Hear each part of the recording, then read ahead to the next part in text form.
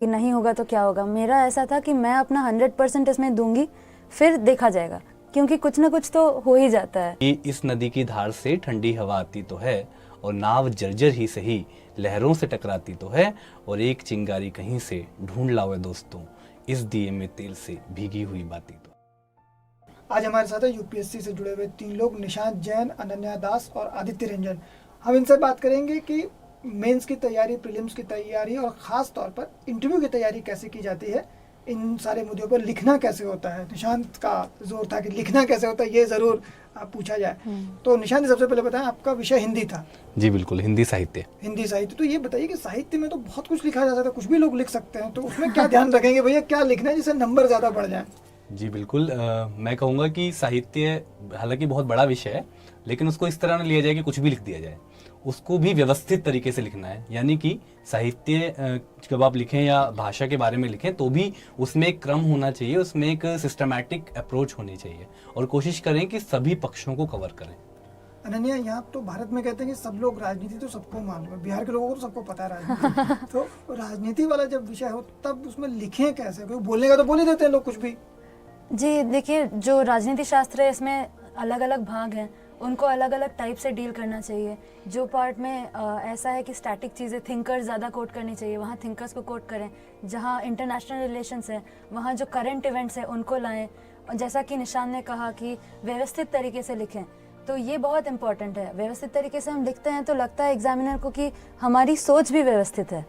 लेकिन ये होता क्या है कि जैसे खास करके बिहार और यूपी में जहाँ से बहुत सारे लोग देते हैं, तो वो समझते हैं कि जो चाय के ढाबे पे बैठ के जो बतकही होती है उसी को लिख देते हैं लोग, यूपीएससी वाले। नहीं, ऐसा तो नहीं है, क्योंकि जो एग्जामिनर है वो भी पॉलिटिकल साइंस या राजनीति शास्त्र का ही पढ़ा हुआ कोई प्रोफेसर होगा, मुझे ऐसा लगता है। तो उन्हें वो एक्सपेक्ट कर रहे होंगे कि हमें थियोरी पता होगी और हम उसको अप्लाई कर सकते हैं। तो थियोरी को हम अच्छे से लिखें, और अगर कोई रियल लाइफ सिचुएशन है, कुछ चल रहा है अभी करंट, उसको हम कोट करें, एग्जांपल्स दें, तो हमारे आंसर में वेट आती है, तो वो अच्छा रहता है। आपका विषय क्या था? समाजशास्त्र। समाजशास्त्र। ये बताइए कि समाजशास्त्र में तो कोई परिवार के बारे में लिखना है तो कुछ भी लिख देगा, किनशिप और फैमिली के बारे में तो कुछ भी लिख, तो उसको व्यवस्थित कैसे किया जाए? अगर थ्योरी भी आपने पढ़ ली तो उसको व्यवस्थित कैसे करें?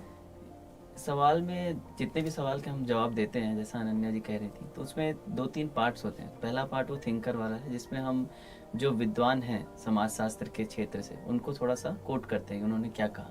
और फिर जो अभी चल रहा है कि अभी देश में परिवार की स्थिति क्या है, कैसे जॉइंट फैमिली, न्यूक्लियर फैमिली हो रहा है, तो वो सब ट्रेंड लिखते हैं और एक कॉन्क्लूडरी रिमार्क देते हैं कि भाई आप क्या चाहते हैं, कि परिवार क्या गलत हो रहा है और क्या सही हो रहा है और क्या होना चाहिए। बस ये 3 पार्ट अगर सवाल में है, आपके जवाब में है, तो मुझे लगता है ये ज़्यादा अच्छा जवाब होगा।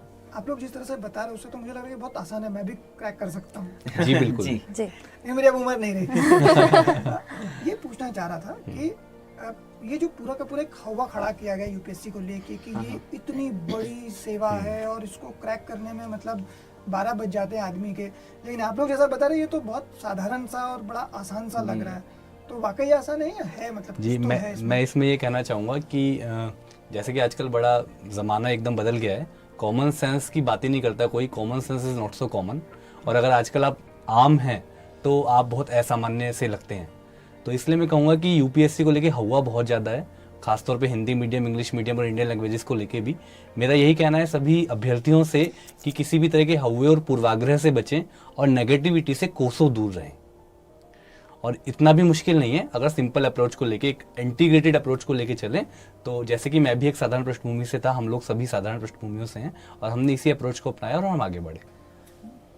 अनन्या, जैसे मान लीजिए कि पॉलिटिकल साइंस जैसा सब्जेक्ट है जो कि बहुत कंट्रोवर्शियल भी हो सकता है एक लेवल पे जाके, तो उसको अवॉइड करने के लिए क्या करें, चाहे वो कंट्रोवर्सी लिखित परीक्षा में हो या फिर इंटरव्यू में हो? जी, इसके लिए जैसे हमारा जो आंसर है पेपर में वो बैलेंस्ड लगना चाहिए। As a bureaucrat, as an officer, हमें सब पता होना चाहिए कि इसके प्रोज क्या हैं, कॉन्स क्या हैं, पर हमारा जो व्यू है वो सारे प्रोज कॉन्स को लेके बनना चाहिए as an officer.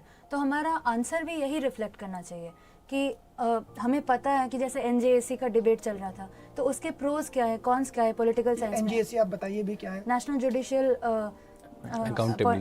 Appointments commission, जो एनजेएसी जजों की नियुक्ति के लिए जो कमीशन है, तो उसके जैसे प्रोज हैं, कॉन्स हैं, आप तैयार रख रहे हैं, आप लिख रहे हैं उनके बारे में, फिर आप एक बैलेंस्ड व्यू दे रहे हैं। तो ये बैलेंस्ड व्यू आता है तभी जब आपको दोनों पक्ष पता हो। होते जैसा भी आदित्य बता रहे थे, तो उसके लिए मुझे कभी दुष्यंत कुमार की 4 पंक्तियां याद आती हैं कि इस नदी की धार से ठंडी हवा आती तो है, और नाव जर्जर ही सही लहरों से टकराती तो है, और एक चिंगारी कहीं से ढूंढ लाओ दोस्तों, इस दिए में तेल से भीगी हुई बाती तो है।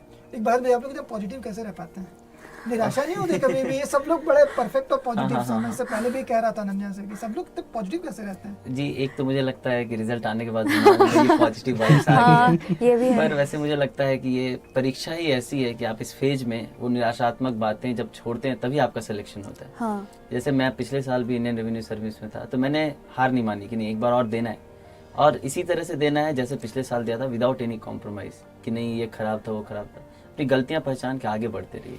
तो यही जब लोग तैयारी कर रहे होते हैं, जैसे मान लीजिए कि जो ये वीडियो देख रहे होंगे, सुन रहे होंगे, कहीं ना कहीं तैयारी कर रहे होंगे, तो वो हो सकता है कि उस निराशाजनक दौर से गुजर रहे हो कि नहीं हुआ तो क्या होगा। तो ये नहीं सोचना होता ये है। जो होता है ये भाई कोई भी, मतलब मैं भी जब बीबीसी की परीक्षा दे रहा था तो मैं भी ये सोच रहा था कि नहीं हुआ तो क्या होगा, कभी कभी तो आता है।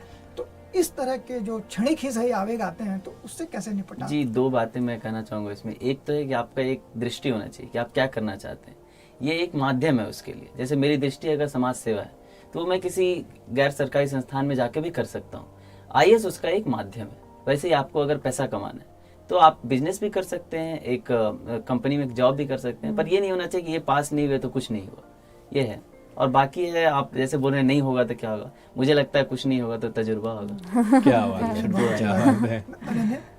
जी, मुझे जैसे मैंने अपने आप कभी ऐसा नहीं सोचा कि नहीं होगा तो क्या होगा। मेरा ऐसा था कि मैं अपना 100% इसमें दूंगी, फिर देखा जाएगा, क्योंकि कुछ ना कुछ तो हो ही जाता है ऐसा। अगर आपने ईमानदारी से किया तो हाँ। कुछ ना कुछ हो ही जाएगा। निशान? बिल्कुल, जैसा अनन्या ने कहा कि अगर चांद बनने की ख्वाहिश करिए, चांद भी नहीं बने तो तारे बन के कहीं लटक जाएंगे।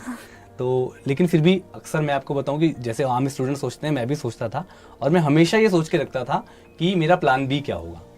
तो मैं ये भी प्लान किया हुआ था मैंने कि अगर मेरी अच्छी रैंक आई तो मैं आईएएस बनूंगा, और आईएएस बन के क्या करूंगा ये भी मैंने पहले से सोचा हुआ। तो मतलब डरना भी बुरा नहीं है, डर हाँ, लगता नहीं है तो डरना है, लेकिन उसको हावी नहीं होने देना है, और ये सोचना है कि अगर ये नहीं हुआ तो मैं क्या करूंगा। एम्प्लॉयबिलिटी अगर मेरे अंदर है तो मैं कहीं और रोजगार कर लूंगा, कहीं और जॉब ले लूंगा। हमारी डिग्रीज जो थी दे मेक अस एम्प्लॉयबल, तो हमें ये पता था कि अगर ये confidence भी नहीं बढ़ हुआ, जाता है थोड़ा सा। Confidence बढ़ I could go back to the IT sector. Yes, of अच्छा, course. एक ही होता है कि जैसे मान लीजिए कि जब उम्र होती है 22-23 साल के आप होते हैं, तैयारी शुरू करते हैं, तो अगर मम्मी पापा का भी वो है कि भाई ये बनना है, तो वो उनका भी बड़ा प्रेशर होता है कि साला ये बन जाओ। उस प्रेशर को, या पीयर प्रेशर एक होता है कि साहब वो बन गया, तो इससे कैसे कोप करना होता है? जी, पेरेंट्स बहुत जैसे ऐसा, हाँ प्रेशर तो रहता ही है, पर हमारे सारे पेरेंट्स काफ़ी सपोर्टिव रहे हैं थ्रू आउट, और ये हेल्प भी करता है।